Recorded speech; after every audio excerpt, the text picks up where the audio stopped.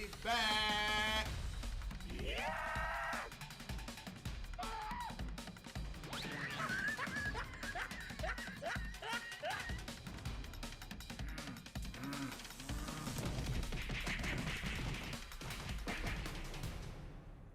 That's the last one. Cool. Malcolm, this next one. Do all veterans think the same? Something funny. I was watching This Is Us this week, and I don't know why this never snapped in my mind. You know, a lot of shit don't snap in my mind until it's like brought to my face, whatever the case is. You know how PTSD is like always a thing in movies and TV shows, just in the perspective of a male? Mm-hmm. They showed it in the perspective of a female in the show This Is Us. And for some reason, I never thought about that. You never thought about PTSD? women having? No, because it was never represented. There was never no representation of that, of a woman having PTSD. Like, it was never like brought to the forefront like that. Like, have you ever seen a show or a movie or anything like that where a woman has PTSD to the point that, like how they show like the male soldiers? No, she had PTSD. You talking soldiers in general, or you talking people in general? No, soldiers. Okay, you talking soldiers. I'm talking about soldiers. Okay. She was at war. Sorry if I'm spoiling. This is us for anybody. The first episode of the season, but she had came home from war. It was probably the Afghan war or some shit like that. I don't know. They weren't specific on which war it is. But she had came home and she had PTSD, like to the fact that she slapped the shit out of her kid. Shit. Yeah. and I had never even thought about that. Like, that never even processed in my mind because, like, of course, it's women in the fucking army and shit like that. But for some reason, that's never representation or whatever the fuck it is. And, like, no movies or TV shows and shit like that. And I've never seen that or that ever even crossed my mind. Like, damn, it's women in war that come back home and also have PTSD. Yeah. I never even thought about that. You might be on to something because, like now I think about it, because, like, mostly, like you said, it's always movies, men. Shows. It's always men. It's always guys that's being represented as the PTSD victims and everything like that, and shit going on, and like they, whatever the fuck happens, either something in their family or something in public or community, whatever the case is. But it's always a male. I've never seen a female. Now, representation of a fucking female. When you said PTSD, like, in general, I thought you were saying in general. Cause in general, I was like, yeah, because, like, you always see it, like, SVU or some shit, like, probably after birth and shit like that. I know, like, females sometimes with PTSD, shit like that. But no, she had came home from a war, and, like, she had PTSD. Like, she had a flashback from some shit that happened when she was overseas and shit like that, and she ended up hitting her kid and shit. I was like, damn, I never seen that. I never seen that, like, visually, whatever the case is. So that was the first time that it even crossed my fucking mind. So I thought that was kind of amazing that they even put a little spotlight on some shit like that, because that was the first time for me. Shit, I never even thought about that shit. But this is Jubilee again. This is Do All Veterans Think the Same? Starting in 3, 2, 1. It doesn't matter who the president is. If somebody tries to shoot at the president, it's my job to protect him or her or whoever it is, Democrat, Republican, it doesn't matter. That's why I never signed up for that job. Be honest with you. I understand what he's saying, though. War is a necessary evil. 3, 2, 1, go.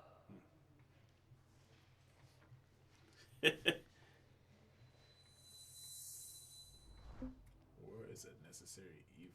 I actually think that, unfortunately, it is the truth. The war is a necessary evil.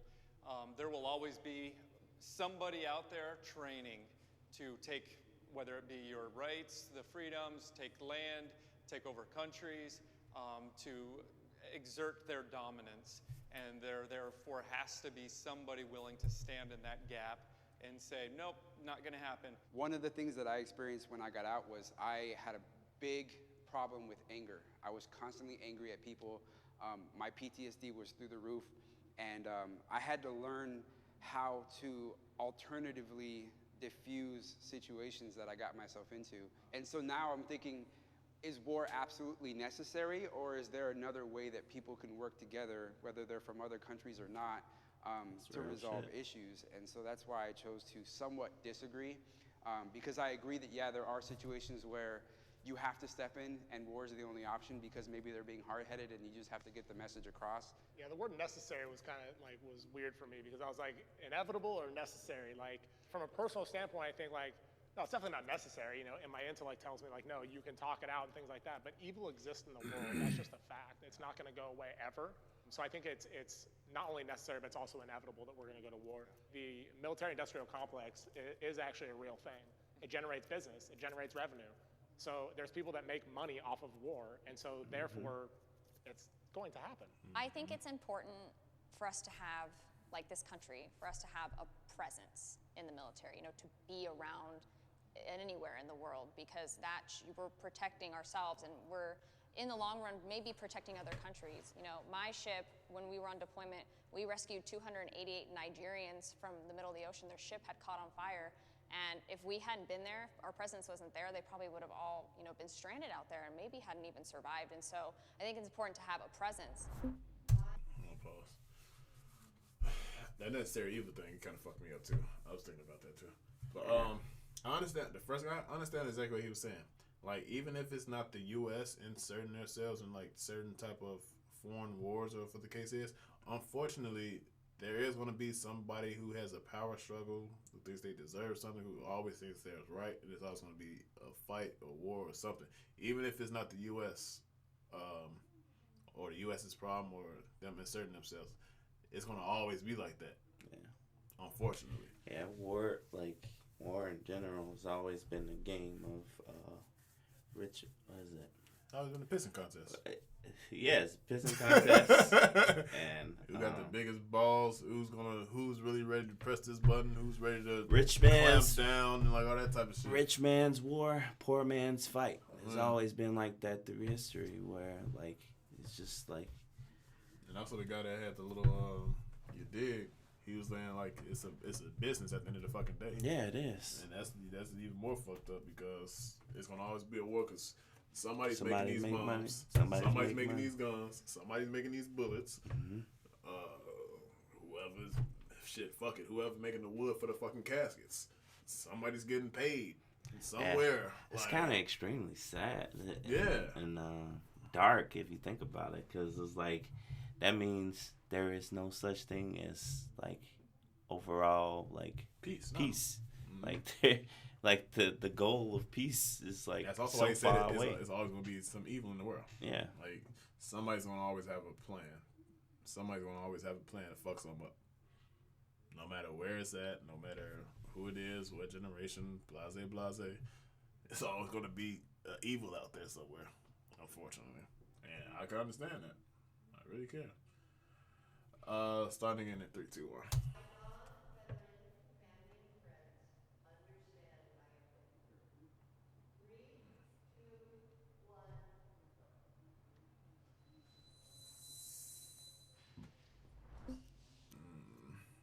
It's hard to understand something from a perspective of something you've never experienced. Yeah, So like if you've never been in exactly the what I was military, thinking. chances are like you're not going to understand like the intricacies of the military. But it's my job to explain to you, like if I'm struggling with something or if I'm having an issue with something and I'm explaining it to you, then you're gonna be able to understand it. It's just like learning. I would say that you're right, and I do a bad job of describing it. So I could get emotional because it's my family, it's my friends. You know, they should. I know they love me, but it's hard for me to even put into words like the suck. The I shit don't that like she was saying. doing this stuff that pushes me mentally and physically to the breaking point, just because, yay, freedom. You know. So they all try, but I don't do a good job of explaining. I totally agree with. It's really all about how you explain the story. And I've broken down the science behind PTSD and why I do what I do. Like you were saying, I don't like to do certain things. Like for instance, me, whenever I go into a public restaurant or a public like place, I always have to sit against the wall facing the front door, right? Because I'm always aware of my surroundings because as a Marine Corps infantryman, I was trained to be aware of my surroundings 360 all the time. But why though? You know, so I had to explain to them why I need to sit facing the front door whenever I go somewhere. I try to like send money to my family every paycheck, you know, that's all I did. That was the one thing. And I was trying to stay away from trouble, you know, do the best I can just so I could get the money that we needed, right? One of the things when like my mom like when I came back home, she was telling me, oh, why are you like this? Why are you like this? It was so hard. I kept explaining to her, like, Mom, I can't explain to you the things I had to go through in the military, the problems I had to face and the things I had to endure before you guys, you know? One of the things she said is that, oh, it's because you don't love me. I was like, whoa, like, that hurt so much to the point that I was angry, sad, and I was like, what's the point? That's a wild ass response. I don't know. I want to say the simple answer is like common sense ain't common, but I would assume personally these people have been to war. Like they probably haven't even been to war. They've probably just seen some shit. They probably done some shit. I'm pretty sure somebody, if the boot camp experience just before you even get, I was about to say deported, before you even get deployed to wherever the fuck you get deployed to, that probably, I think that's probably a 3 or 4 month experience. What the case is? What is that with the training? Yeah, just the training. Training is like, that's probably might be wrong. I think it's like, what is it, 6 weeks, something like that. Oh, it's not even that long. I don't know, but whatever. I don't know. It's different for every branch. I may be wrong. But whatever the case is, just that experience by itself can probably fuck a person up, especially depending on where the fuck they come from. Say you've been an introvert your whole fucking life. Mm-hmm. You go to the fucking Army, Navy, Air Force, whatever the fuck the case is, and you got a motherfucker like this in your face, 24 fucking 7. You can't tell me that ain't gonna fuck your head up. Mm. But it's just all depends, because like, just from my perspective, I would understand why. I wouldn't understand exactly what detail that you have to have your back against the wall and you always got to be facing the front door, if the case is. But I would understand, like, if that's something that you need to do for you to feel okay, I understand that. I don't know that. I don't have to know the introverts and not the introverts, but the whole details and everything like that of exactly why you need the whole 360. Like, I'm not gonna tell you to calm the fuck down. Like, you're safe. Especially not today. Especially not in today's world. I'm the wrong nigga to ever say, because I'm the same fuck, because we learned that shit in high school. We learned that shit just living in fucking Chicago. Yeah. Like, make sure you always know your surroundings. Make sure you always pay attention. Make sure you always keep your head on the swivel. Sorry, but that's fucking Chicago. Yeah, because I can relate. When he said that, I was like, bruh, you're not alone. I understand. Because I be in restaurants, man. I always have, like, I have my back to the wall. I don't like, nigga. Like, I hate it when we, like if me and my wife or something, we go out or something, and they try to give us, like, somewhere close to the fucking door. I can't do it. I'll be like, we go sit by the bar, if that's the case. Like, I can't be close. Like, my wife knows I don't like to be around a lot of people. Yeah, so plain and simple. That's my wife knows that for a fact. Don't put him around a lot of people. Clint ain't going to nowhere where it's crowded. I don't want to be this close. It's about 10, 5, whatever fucking different people that I don't know. Never. I need a relationship for us to be this close for however long. Oh, I need to know you at least for some years. Something. We're not gonna be this close. That's just my mindset. Like, it's too much shit going on. Yeah, like, and it's been like that. I've been like that. Like, even before all these mass shootings, all this other bullshit. I'm an introvert, but I could be an extrovert too at the same time. But when it comes to crowds and like unfamiliar like situations and shit, nah. Like, I'm the first motherfucker to say, hey, let's wrap this shit up. We can go home. Like, whatever they got in this fucking, whatever they got, wherever we at, we can do this shit at the crib. Like, we can wrap this shit up and just take it to the crib. Like, we don't gotta be around all these fucking people, all this noise, all these distractions, all this shit. Nah, we don't need that. And that's just me. That's just growing the fuck up. Like, a lot of shit I don't need to be around. Like,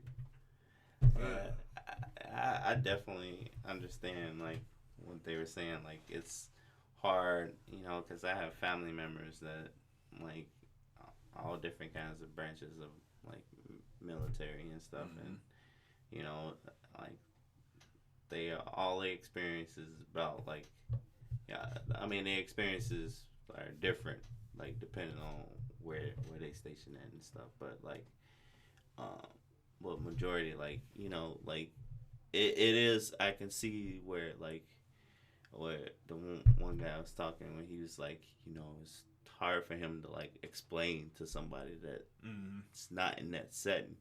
And I can totally see especially that. if he like, gets emotional too every time he tries to even explain the shit. Yeah, I can totally see that because you know, like that, like Plus, your family, it wasn't like in that area. They didn't know exactly what happened to you or what like you had to go burden through. on like a certain point of innocence too. Yeah.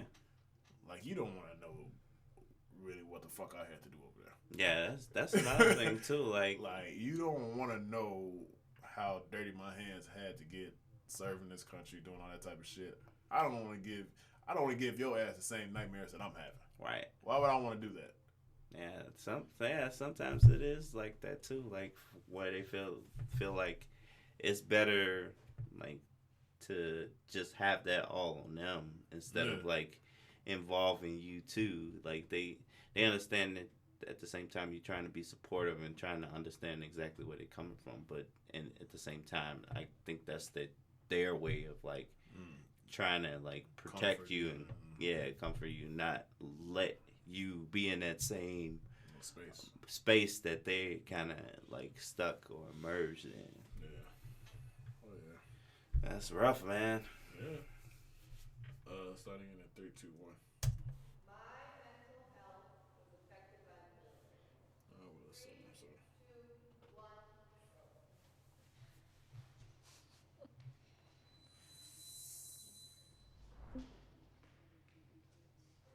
I might move one more line over in a second, but not yet. I'm going to stay right here.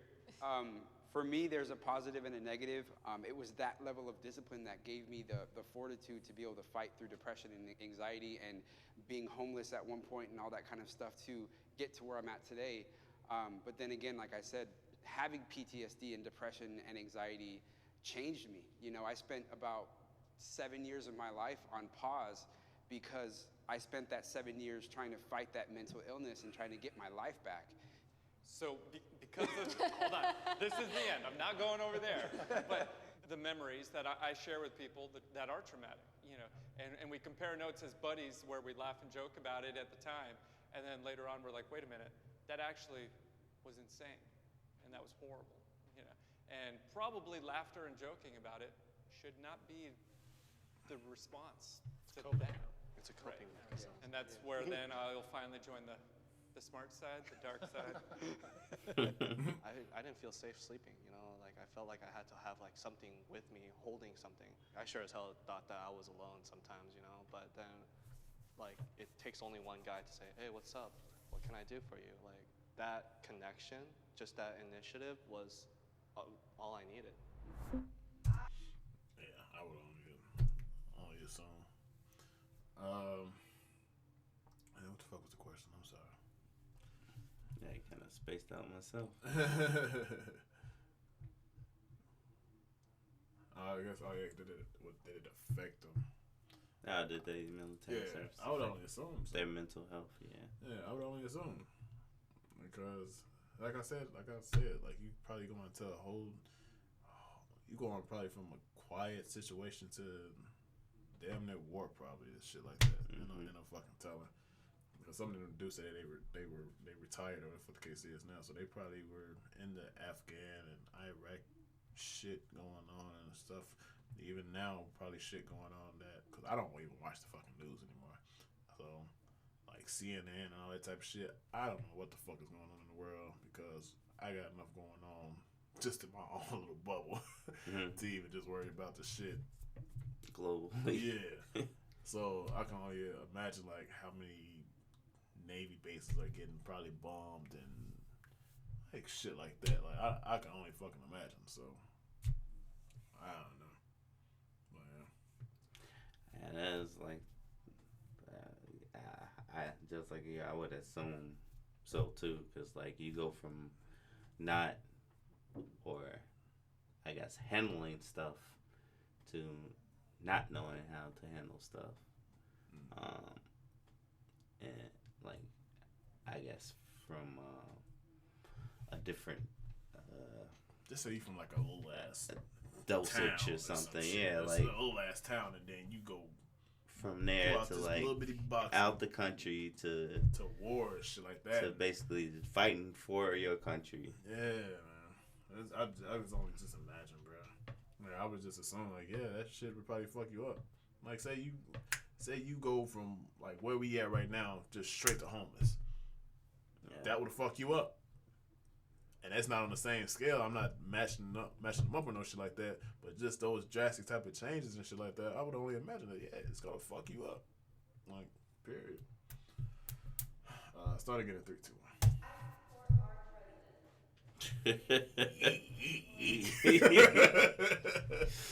Oh, we got a whole bunch of agrees. Is it because you have to, or you? I don't care who the president is, to be honest with you. I don't care if it's Obama. I don't care more if it's duty. Bush, if it's President Trump. I think we do this country a huge disservice by wanting the president to do poorly. When you join the military too, you don't think like, oh, who's in office? Oh, I should wait 4 more years to join.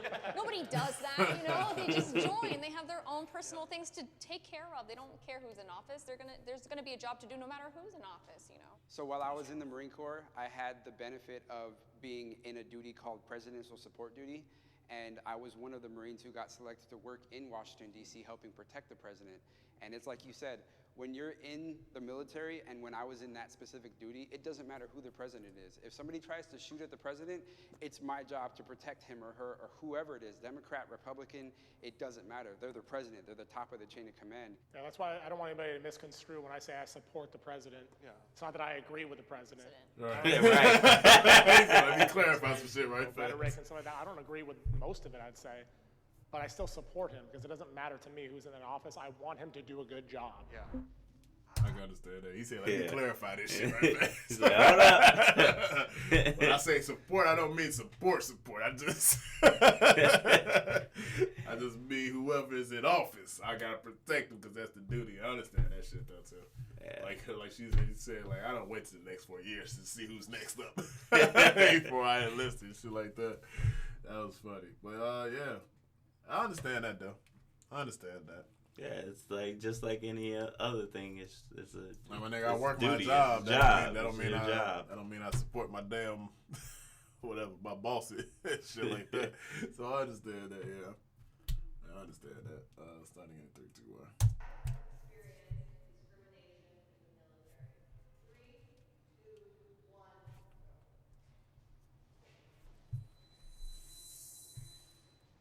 go. For me, the Asian guy that came from Cali. Some of these guys have never seen an Asian guy before, and said I was the first one besides Bruce Lee on there. But Damn. going into the military, it was like there's a lot of stereotyping and a lot of like mistreatment because of my race or my personality or my demeanor. It might have been different for all y'all, but for me, I had to go through a lot of those obstacles and hoops, but it made me a strong person.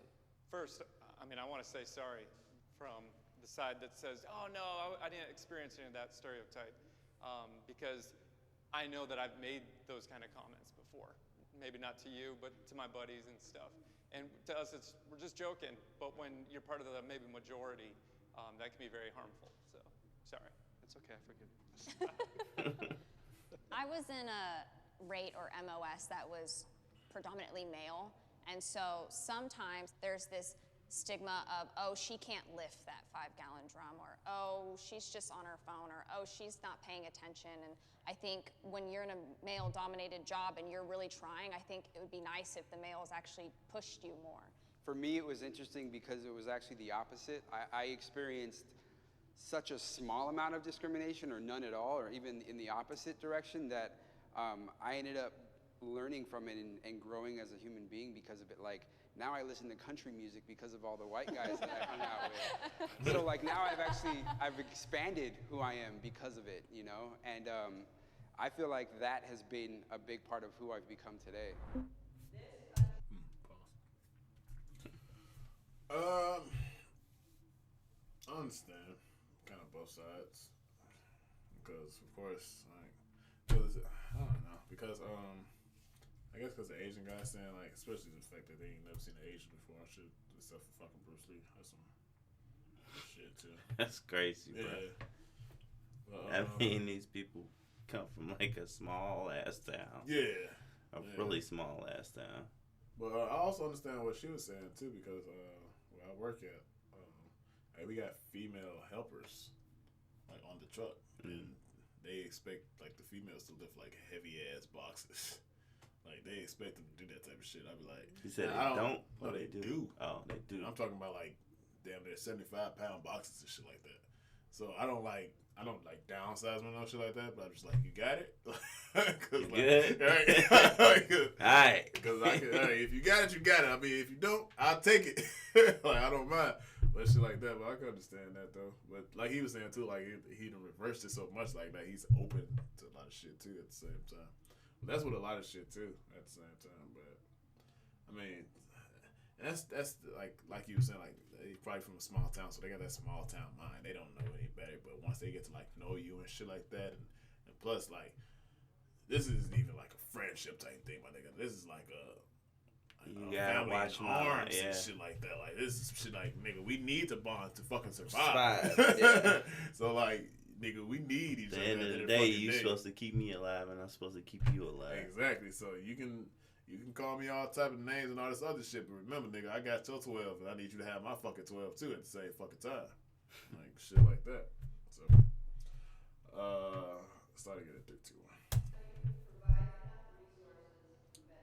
Fuck no. Yeah. The Fuck no. veteran programs is trash. Fuck no. I'm shocked. Say something. I have to think about it. Okay, she moving. Dum, dum, dum. I'm changing my answer. I just thought about it. I work in the nonprofit space when I'm not doing entertainment. I have a lot of veterans who come into my office complaining because there's not enough resources. Right now, there's a trend of veterans going to VA parking lots and committing suicide in their cars. Why? Shit. You know? The rate of suicides right now is around 22 a day for veterans and the veteran community. God. Yes, there are definitely resources out there, but I feel like a lot of the resources that are out there are very hidden, and a lot of veterans have to do hours and hours of research to find them. Like, a lot of the veterans that come to my organization, they tell me, we didn't even know you existed. I had no clue that this resource was an option. So I think that our country does a lot. You know, what job out there, whether it be in the corporate world or manual labor, gives more to their employees after they leave the job than the military? And one of the things that I noticed when I separated from active duty back in 2006, we had mandatory classes on the last couple of days in the military of how to maneuver those minefields of the VA, of your home loans, of GI Bill. A lot of my friends blew those classes off and didn't go to them. A lot of the veterans that come to our company, they tell us that TAP sucks, and it really doesn't teach them too much. They learn the basics of, like, how to write a basic resume, what types of jobs to look for, and then you're thrown out into the civilian force, thrown to the wolves. So the thing is, like, are the resources there? Absolutely. Do you need to do some work to get those resources? For sure. But that's like everything. So, like, my stance on it is I think there's a lot of veterans that they want their hands to be held even when they get out of service. And it's like, okay, I understand a part of that. But at the end of the day, like, you need to do some work to get those resources. And I think there's plenty of resources if you're willing to do the work. My struggles with anxiety and panic attacks and things like that, I was like, I don't want to take medication. What can I do? So I talked to Dakota Meyer, who's a huge guy in the veteran community. He's like, go get the Alpha Stim.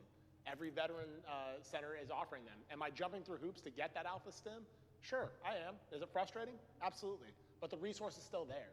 We're in California, right? So, like, we are considered lucky. You know, I could go to downtown LA or go to Long Beach, but for my friends, it wasn't the case.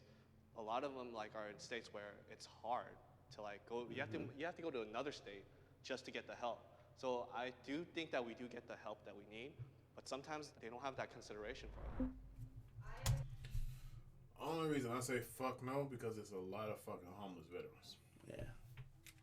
Now, I don't know the answers out of all the fucking resources, all this other shit. I just know exactly what the fuck I see and been seeing for fucking years. Yeah, and then So you don't know. A lot of homeless fucking veterans. And then, like, again, like, you don't know, like, the expiration date on those, too. Like, because you know, Yeah, those programs and resources. with the, and shit, with the programs and resources and shit. They might because have, like they might have not gone to the classes. They might have not.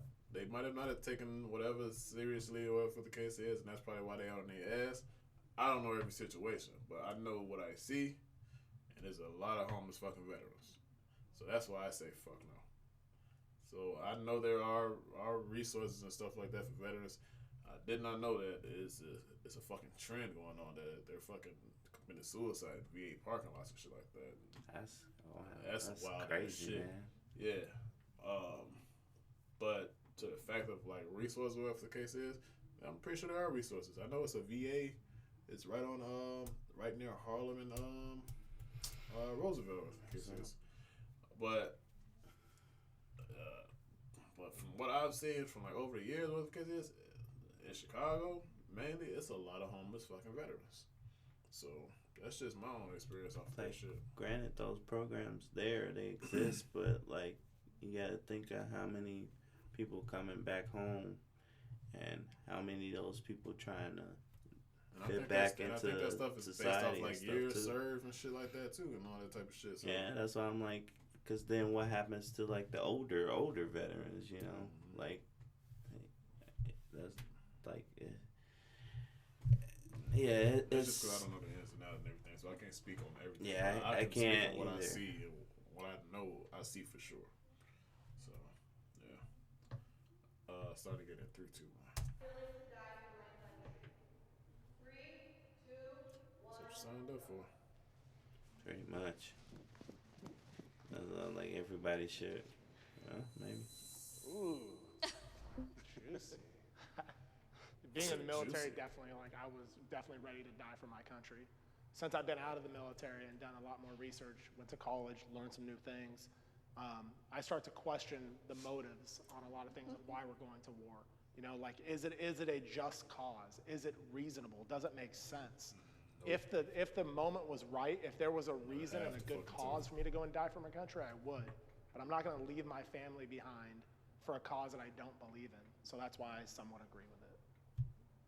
See, your influence is Yeah, you kind of maybe. Yeah, everybody shifted over. For our country, and I would hate to die in a friendly fire accident or for an unjust cause or in some crap hole part of the country or the world. For maybe even some people that don't even want us there, but I'm willing to, and I feel like it's important that somebody's willing to. They tell you in basic, like, this is, you might die. And they give you statistics. They're like, 2 people in your basic unit will probably not survive their contract. And that makes you think like, oh shit, like that might happen. And you know that it's a possibility, you just try not to think about it, right? And that's really what it comes down to, honestly. You just gotta accept that there's might be a time for it. Right, yeah. I mean, I think there's gonna be times that war is necessary. There's gonna be times that war is just inevitable, it's going to happen. But it's unforgivable if one of my sons were to go to war and die for an unjust cause. That's unforgivable. Being in the military. Shit, pause. That's why you all are the bravest of the brave. For real. Because I'm not one to die for my country. I'm not even about that life. There's only a couple things I would die for. That's probably my family. Your family, your kids. My kids and mom, wife, shit like that. Yeah. Yeah, it's real. And I'm just being honest with you. Yeah, I'm kind of with you on that, because like it's a lot of, like the guy was saying, because there's a lot of stuff that I don't agree that a country is doing. Like we went to fucking war over fucking like gasoline, oil, some shit like that. Yeah. And like the fuck. Yeah, so like there's some shit that I totally don't agree with, and I don't think I would be willing to die. They was finna go to fucking war over fucking Lonzo Ball. Cause he stole a fucking a pair of sunglasses or some shit. Yeah. We was finna damn to go to war for fucking ASAP Rocky because he got into a fucking fight in fucking Sweden or some shit like that. I wouldn't say a war, but I know. I'm just if it was good. Our president, the shit talker that he is, Yeah, over here with his rap beat lines. lines. He threatens people and shit like that. He does shit like that. It got to that damn far that he was threatening whatever part of the government of Sweden that ain't got shit to do with no type of government. So it sometimes him running his fucking mouth, it gets that far, unfortunately. Well, that's the fucking truth. So yeah, but like we've been on the verge of going to war with some dumbass shit. Yeah, that's why I'm like, and the same notion too, like all the shit that's happening inside of our own country, like, you know, all the racism and systemic problems that we got and shit. Like none of that shit's solved, but like that's my way of thinking. Like, you want me to be willing to die for my country, but my country, like country. Majority of the time, don't even give a fuck with me. Them Japanese, they never did nothing to me. Them Pakistans, them Israelites, all that shit, they ain't never did shit to me. Yeah. You know who did shit to me? Motherfuckers in this country. Yeah. So shit. What the fuck do I look like going to fight y'all war? Y'all figure y'all own shit out. Y'all got a few chosen few ones to fight this war for y'all, but shit, it ain't me. I ain't the one. Take it how the fuck you want to take it. Starting in 3, 2, 1. Has changed my life for the better. 3, 2, 1, go. They kind of answered that earlier.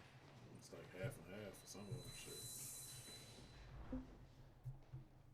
It's hard to even describe how the military changed my life because it did it in ways that I never even knew was going to happen. I joined up after 9/11, and I kind of had a lot of anger, a lot of patriotism, and I just thought, you know what, I got to serve my country, so I joined up in the Army. I didn't think it was going to change me, but it did, and it did make me think, like, wow, I can do anything. You know, I can move to California, I can get a job wherever I want, and it just gave me the confidence to do that. When I was in high school, I was one of those kids, like, I was lost. I really didn't know who I was. I didn't know what I wanted to do with my life.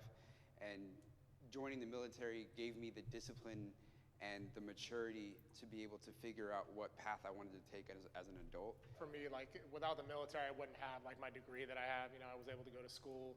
I was able to buy my house with a VA loan. So, like, for me, it's like, it really helped my life a lot. Joining the military gave me more discipline, and it taught me a lot about structure that I didn't have before. And I also met the love of my life, so I can't really hate it. Group hug. Hey, group hug, bring it in. Yay! Awesome. USA on 3. 1, 2, 3. USA! What's up, good humans? Thanks so much for watching that episode. I don't care what y'all got to say. This is probably probably the best episodes that they hit.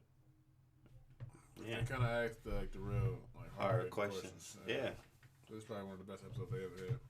I don't think they tiptoed around anything really, because they got mention of PTSD.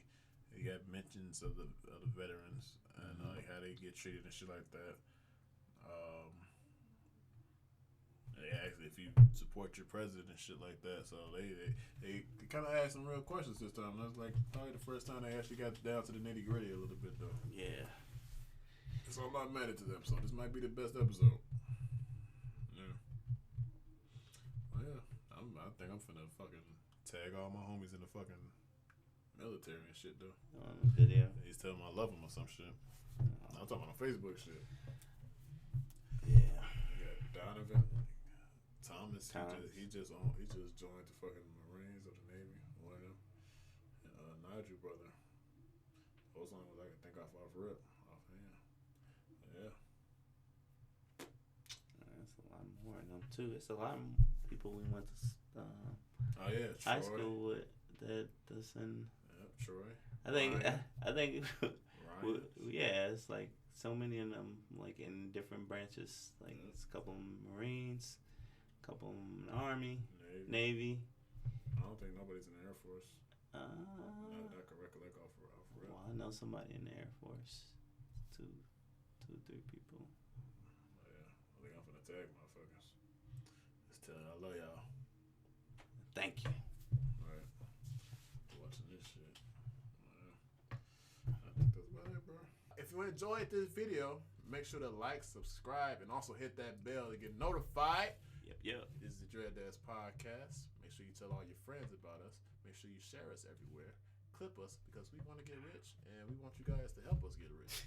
So, if you like this video, these niggas trying to go full-time YouTube. But yeah, this is DADS podcast. Make sure to follow all our social media networks, DADS podcast, except for Twitter, DADS with Dreads. And remember, if you like this video, subscribe, hit the bell.